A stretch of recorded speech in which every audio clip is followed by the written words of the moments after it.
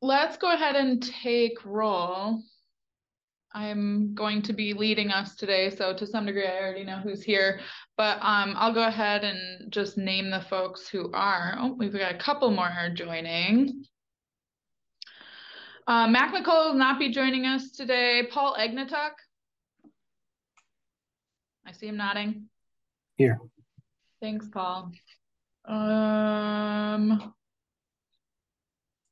Mike Knopfs is joining right now. We can mark him as here. Angela Semifarrow. I know she's here. Lori Upright. Yes, I'm here. Kelly Scott. I am also here. Great. And those are members of the task force that we have joining us. We also have Chad from the city of Battle Creek in our attendees. Okay. In the agenda, when I sent it, we have the minutes from our last meeting, which took place July 11th, 2023. If you'd like, I can share those on the screen. I would take a motion to approve those minutes.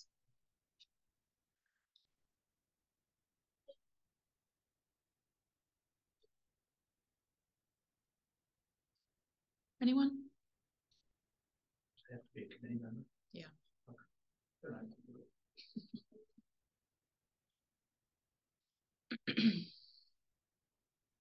I can move to approve the minutes. Thank you, Angela.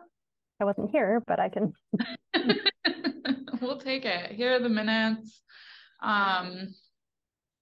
We went over Robin Grant outcomes at the last meeting, and then also bead allocation in Michigan, because that was determined before that last meeting. Can I get a second on the minutes? Second. Thank you, Paul. All in favor of approving these minutes, say aye. Aye. Aye. Anyone opposed? Same sign. Okay, thank you very much. Okay, we will move on to updating about the Digital Equity Subcommittee. Whoops, I shared the wrong. Whoop, did I?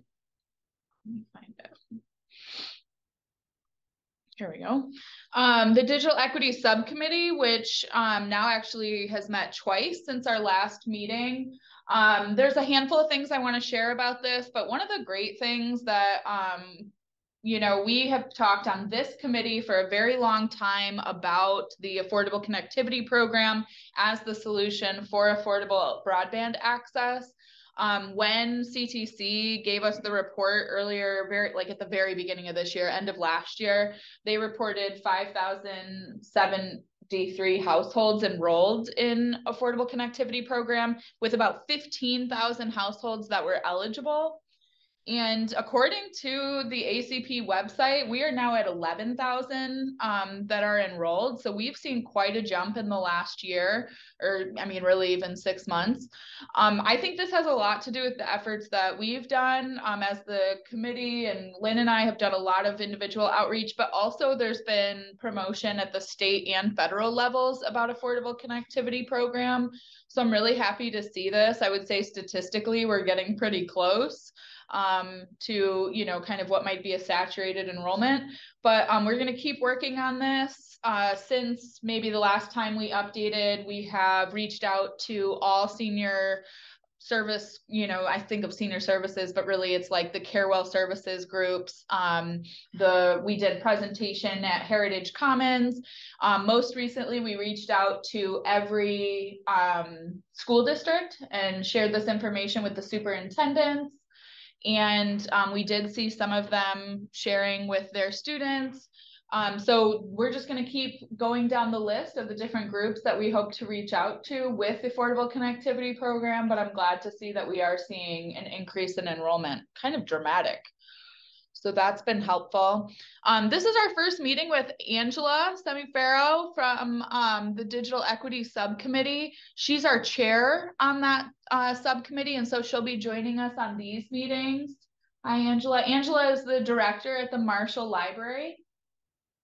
One of the things that we've been doing in the digital equity subcommittee is we have been doing kind of education sessions.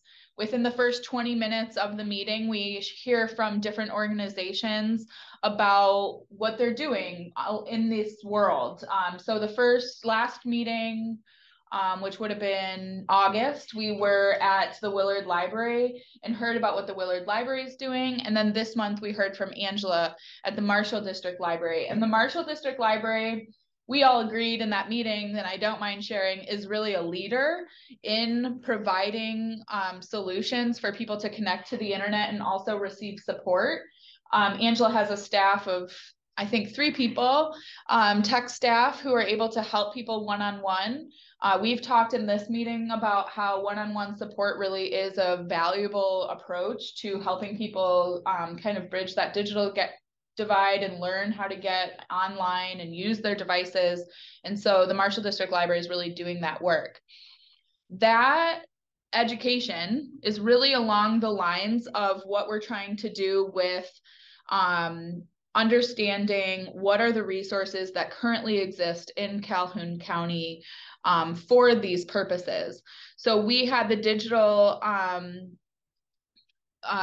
equity community partner grant survey, and that survey we've sent to all our community partners. We've kind of doubled up and sent it multiple times to folks we hadn't heard from. We've also reached out to all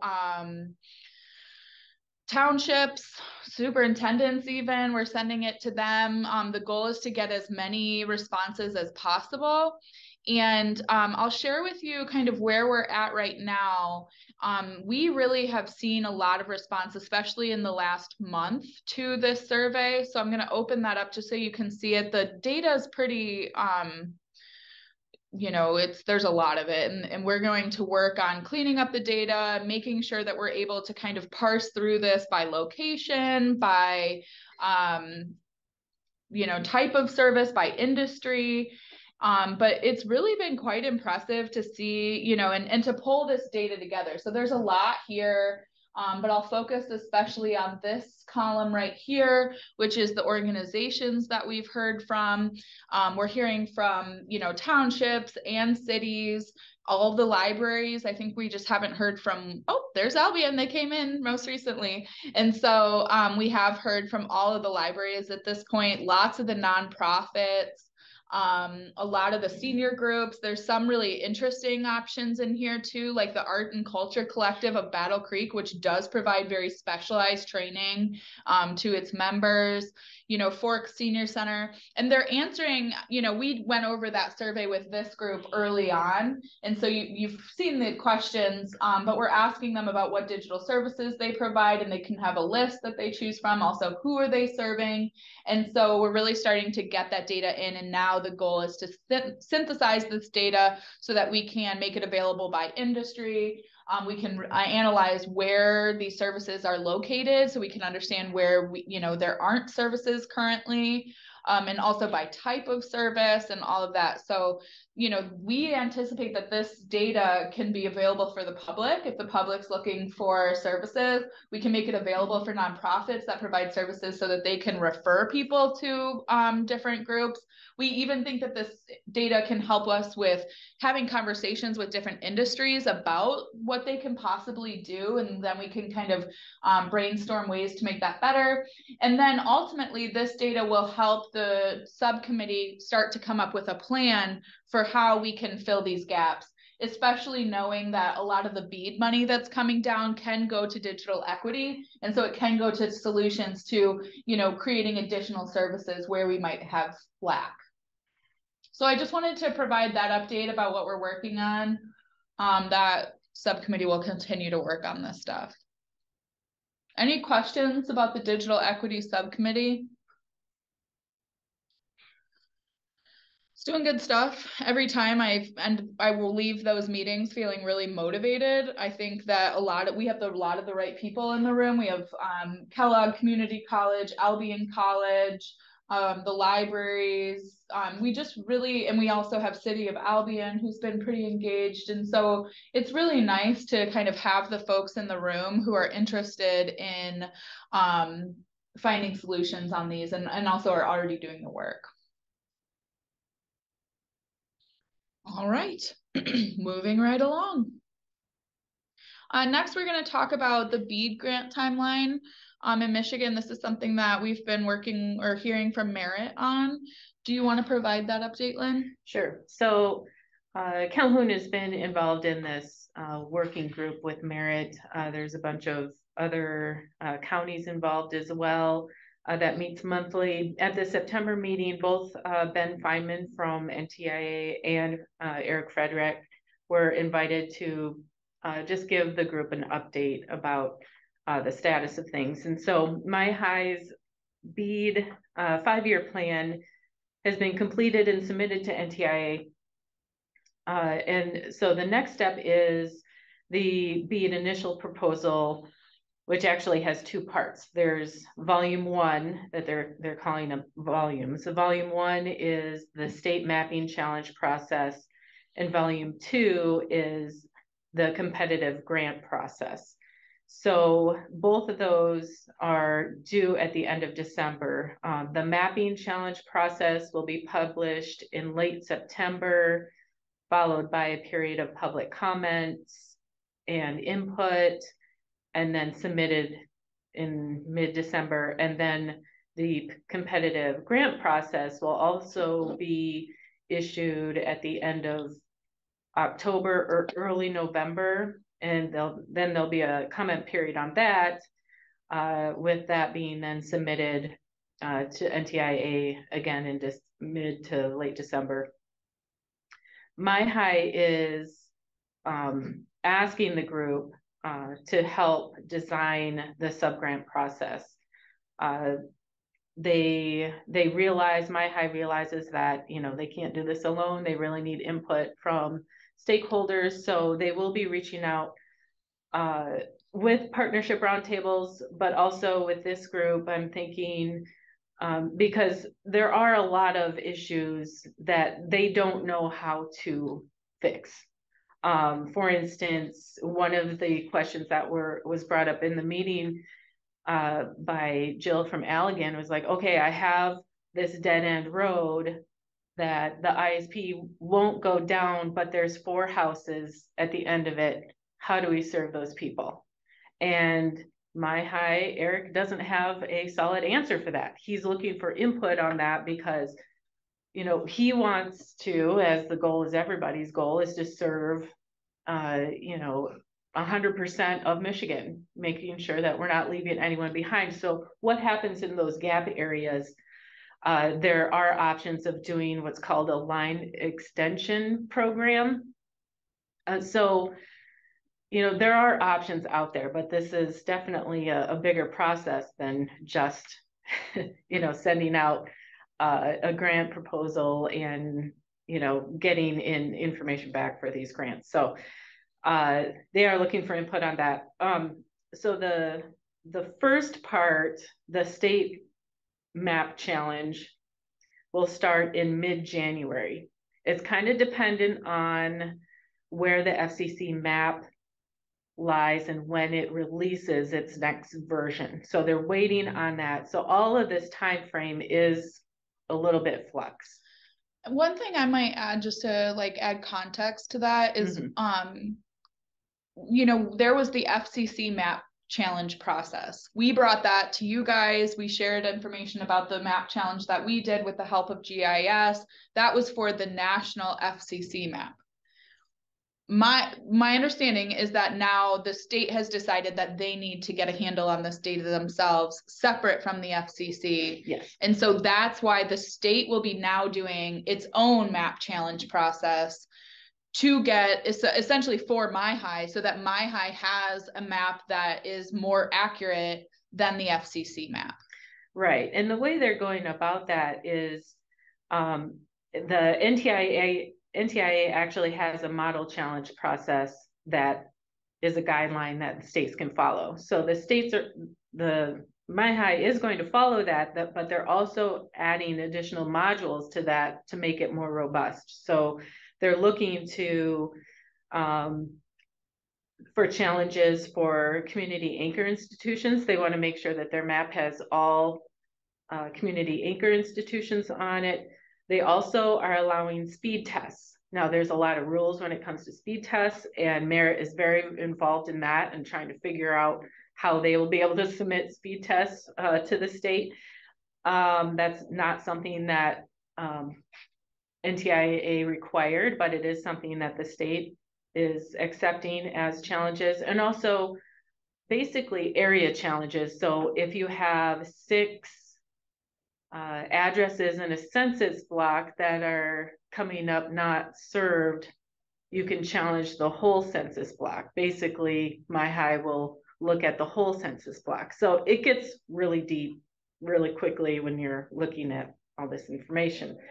Other challenges that you can do is latency, data caps, and enforceable commitments. So for instance, if there's an RDOF location in Calhoun that hasn't been fulfilled and there aren't any plans for it to be fulfilled, that can be part of the challenge process. So we can make sure that those people in those areas are covered. So this map challenge with MyHigh is really important because it will solidify who is eligible for funding, and we don't want to leave anyone behind, whether it's those addresses at the end of the street, whether the pockets in downtown Battle Creek or Albion.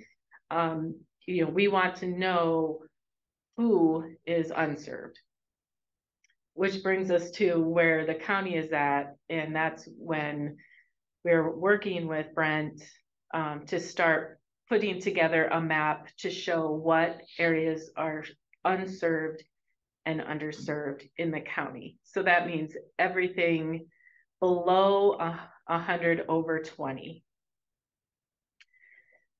With that, we can start figuring out what sort of challenges we will need to do to submit to the state, because that process starts in January. It'll run either 90 to 120 days. I heard both figures come out of MyHigh, so I'm not sure if it's going to be 90 or 120 days, but regardless, it's not that long of a period of time. That's going to start in January. So we kind of need to get our ducks in the row for that process. Then applying for BEAD, once the MyHigh map is approved by NTIA, then the actual application process for BEAD will start, and that will be around May. Again, it's a little bit of flux, but they're thinking it would be May, June when applications will be submitted for BEAD. Any questions about that? Lucy, I would like to maybe just try to, I don't know, bring it up higher or put some context around that, or maybe fill in some blanks that I had already asked, which is, you know, so our group might be thinking, we already did map challenges, right? So 2 things. One, we're relying on the FCC to actually update their maps and make them match what we already did as far as challenge. Second, the rules are different when it comes to definition of unserved and underserved, right? From what we were doing for Robin versus what the BEAD rules are. And so we need to make our maps meet the next definition for BEAD, which it will make more properties look like underserved and unserved because they're wanting a higher speed, which we totally support, right? So the lower speeds are not, you know, adequate. So that's, I think, what Lynn is saying that we're doing with our GIS staff is we're trying to come up with maps that maximize the eligibility for BEAD funding.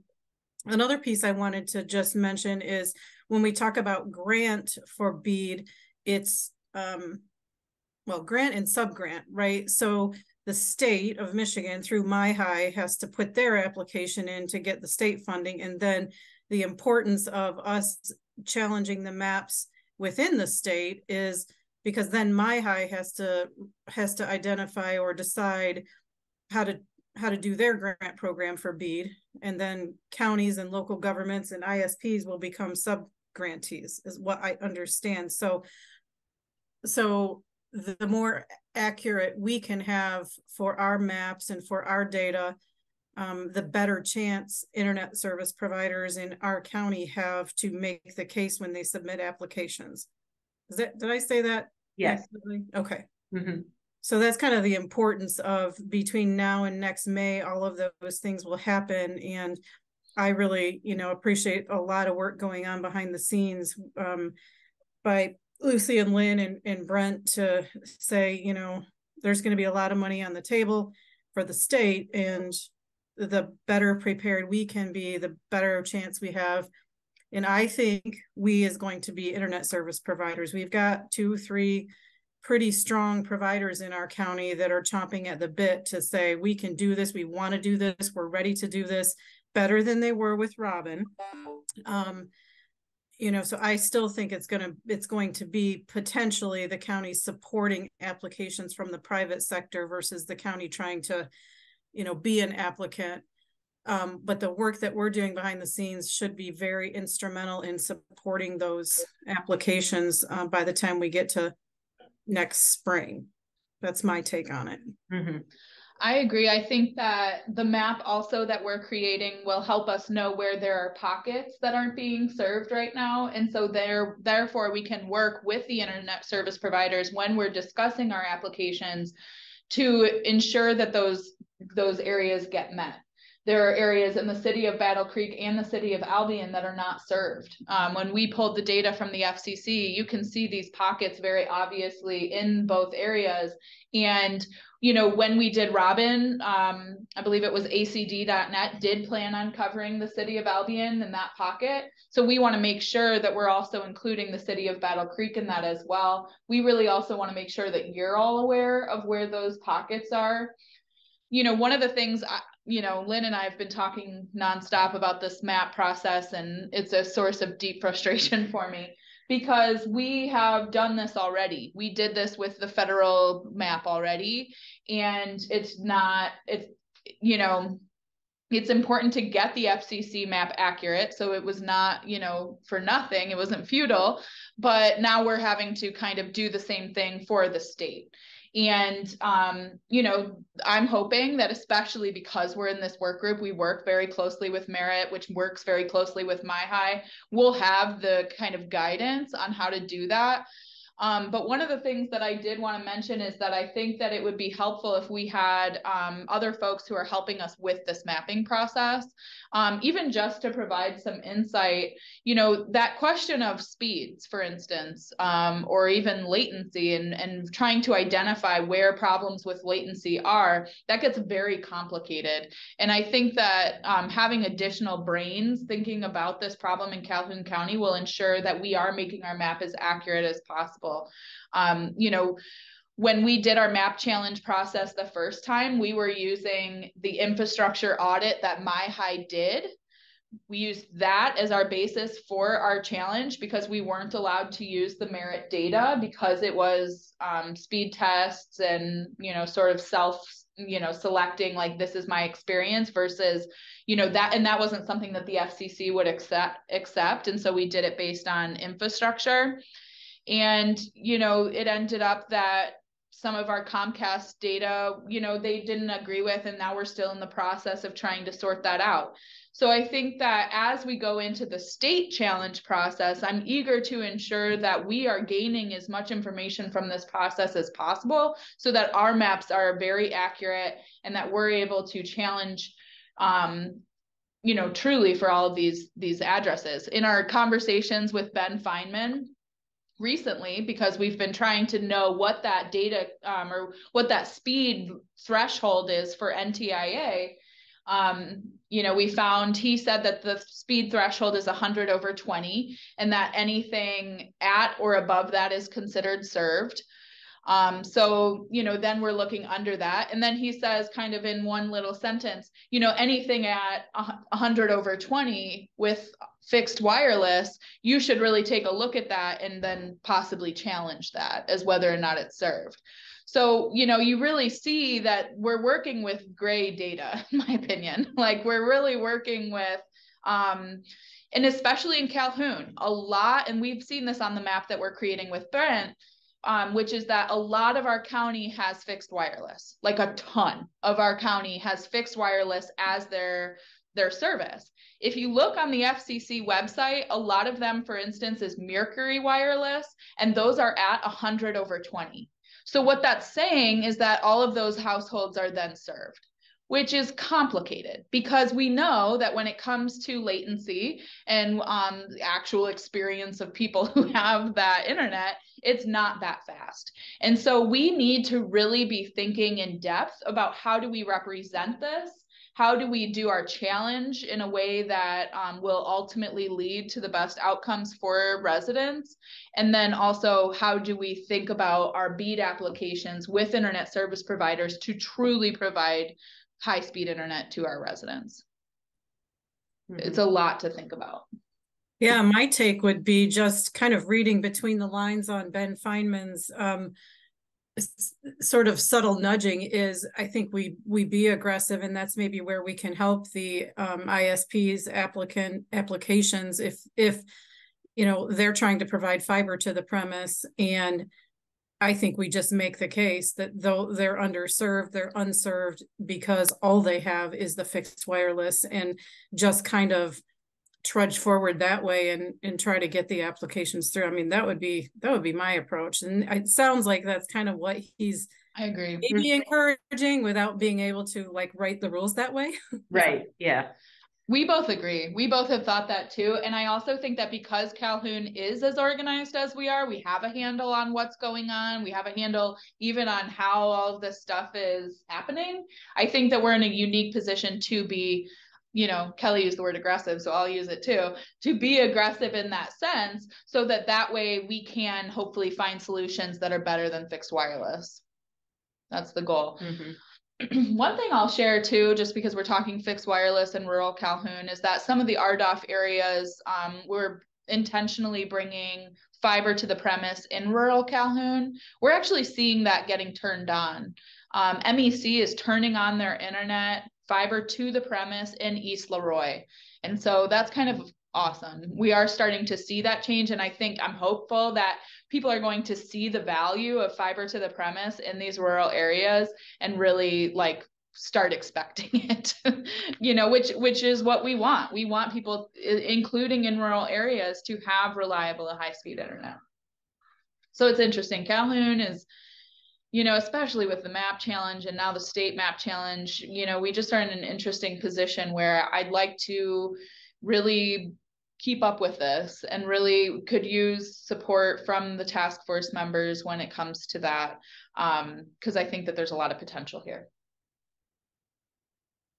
One thing I wanted to add, which maybe it's not a discussion item for right now, but when it comes to these line extension programs, I want to learn more about that because I really see that as a key piece for us, being able to reach these areas that are not served. And I'm curious if anyone has any thoughts on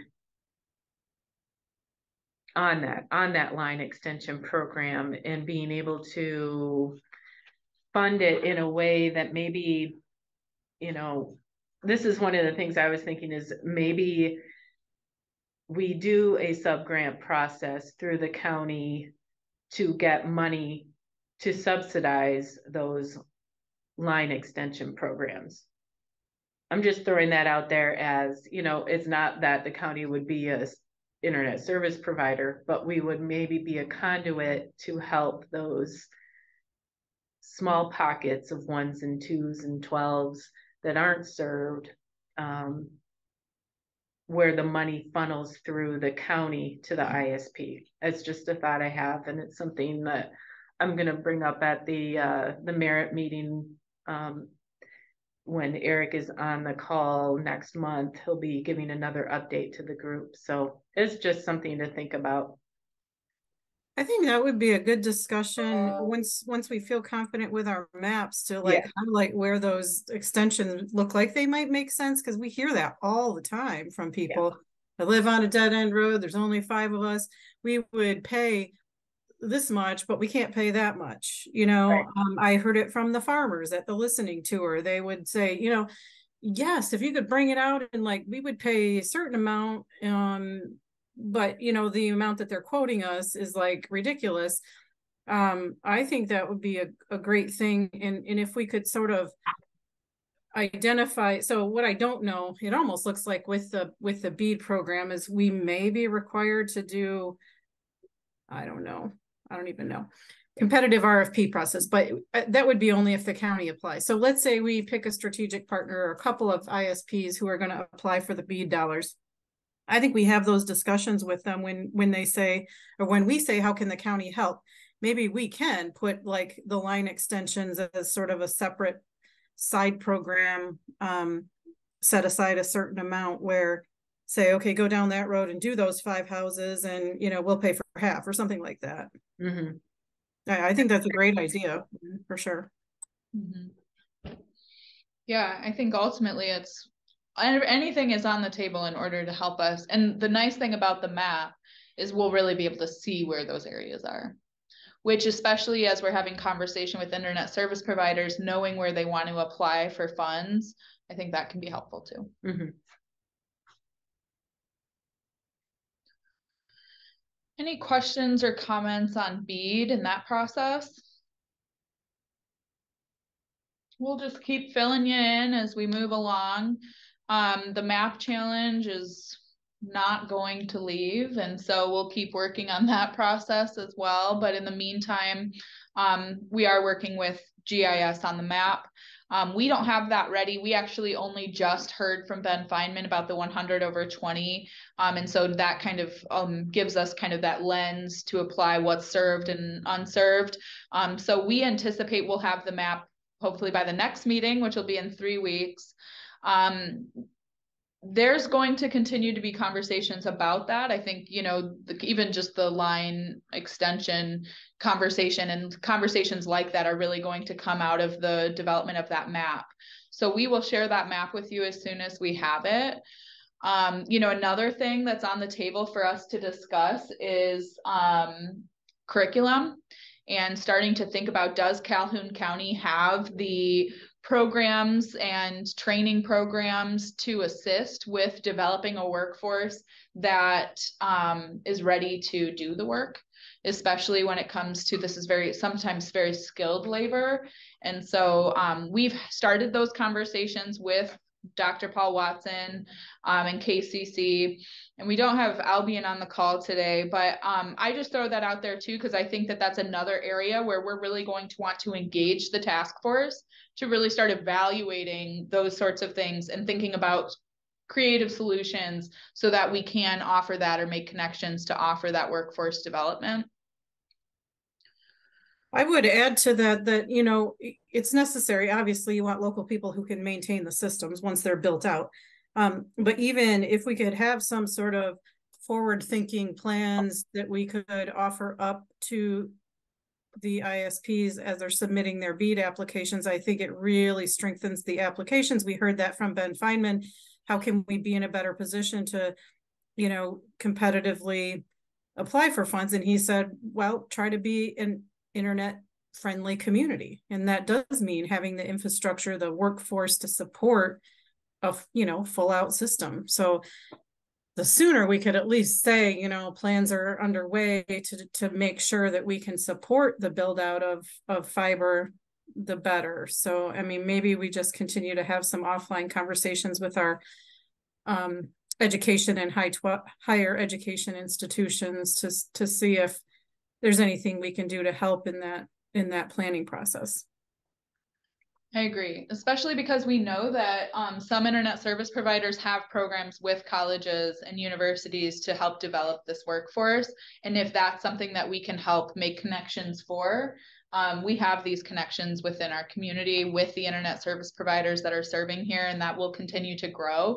And so thinking about those solutions, we're in a unique position to offer that.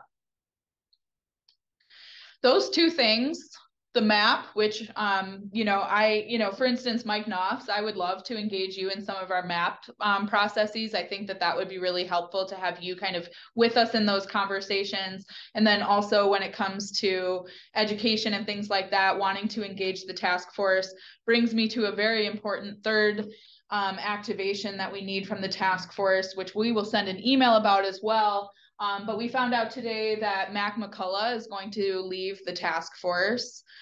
He has shared with us that he doesn't feel like he's able to lead the way that he would like to. And so we will be looking for a chair of this task force. So I wanted to mention that. Angela, I saw your reaction. I'll share that he does plan on sticking around the digital equity subcommittee, so he will still be joining us for those. But at least for this task force, you know, we have an opportunity with Mac leaving to really think about how can we continue to lead this so that you're not only hearing from Lynn and I each week. You know, we want to make sure that this is a community initiative. So I'm going to send email about this, and we can start thinking about who might be appropriate for a chair of the task force. But I wanted you all to know, we found out this morning that Mac has decided to step down. Lots of potential. I think that's about it for our updates. Anything else that you might add, Lynn, or? Okay. I'd like to move into member updates. I think Mike Watson might have some updates for us, but anybody else have anything that they'd like to share with the task force? We can see you, Mike. Hey, how about that? You're very quiet, though. Well, I'm trying to stay out of the way. Well, I just even meant your volume, but. So, Mike, you were telling us a little bit about some updates you have. Do you mind sharing that? Sure. Thanks. And well, it sounds like the group just keeps doing great things. The doubling of the ACP takers. I mean, the money's there. Might as well get it. And it sounds like you've done a great job there. So, just in terms of big picture, maybe small picture stuff, for those who care, the FCC has finally picked up its fifth member, making it a 3-2 Dem to Republican majority. The FCC has been tied up with a 2-2 tie, which means bluntly they haven't done much from our perspective. And so now they should really start rolling on some of the big picture issues that we might have remembered from a few years ago when they were active under the last presidential administration. And so you may see some reversals going back to some net neutrality rules. For those who care, the small cell issues were a huge problem for a lot of communities, and those may be reworked. All of this much more in favor, ideally, of local communities.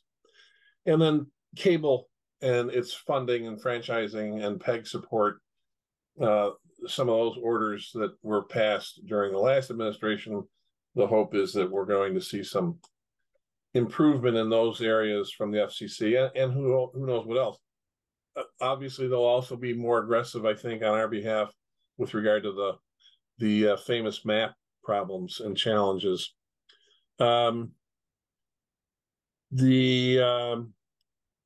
BEAD money, as most of you know or recall, Calhoun had a hand in helping Merit and ProTech and other communities open up accessibility for that $1.6 billion in BEAD money to local government and nonprofits like Merit. And that was a big win. We don't beat AT&T like that very often, but we did. The issue that's come up now from some of the large urban centers, particularly here in Michigan and elsewhere, is, yeah, but how do we get some of that money into the urban centers that are just as needy as the rural areas, claiming that, in fact, all the coverage that's advertised by the carriers and ISPs is not what it is advertised to be. So that's a thing that I'm working on behalf of all the cities, including like Battle Creek, for instance, and Albion. And that may be something that goes somewhere. We'll see. It's a tough battle because you've got the unserved, underserved limitation on those funds that the industry was sure to put into the federal act, but it's out there. Lynn shared with me the change to the MyHigh description of local government's role with broadband.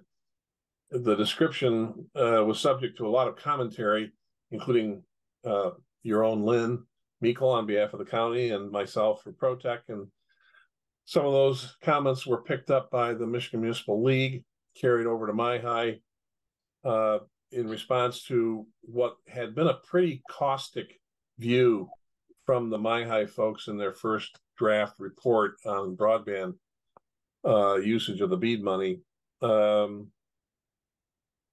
Suffice it to say that the draft language that Lynn sent me this morning is much better than the old language. So, in fact, our change to the approach bill, which changed the law on use of that BEAD money and that locals can have access to it, is now incorporated in the language and so on. So, a lot of good news, really. So that's it. Unless you have questions. Thanks, Mike. I was glad to see that too. You know, I believe this was right before our last meeting, or maybe even right after, we had sent the 5-year plan that MyHigh had put together. It was just a draft and they were looking for comments, and Lynn put together awesome comments in response to, you know, they had a list of barriers. What are the barriers to making broadband in Michigan happen? And what was listed was local governments.